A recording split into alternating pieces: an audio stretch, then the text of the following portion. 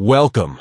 If you're looking for a way to keep your Instagram direct video call notifications private and off your lock screen, you're in the right place.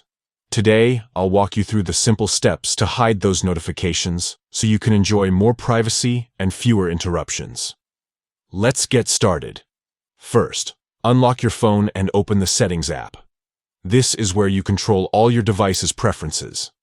Next, scroll down and tap on Apps. Here, you'll see a list of every app installed on your phone. Find and select Instagram from this list. Once you're inside the Instagram settings, tap on Notifications. This section lets you customize exactly what alerts you want to receive from Instagram. Now look for the option labeled Instagram Direct Video Call.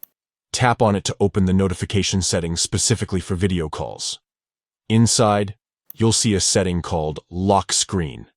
Tap on this, and you'll be given a few choices for how notifications appear when your phone is locked. To keep your video call alerts completely private, choose Don't Show Notifications. With this option selected, Instagram Direct Video Call notifications won't pop up on your lock screen at all. You'll still receive calls, but only see the notification once you unlock your device and open Instagram. That's it.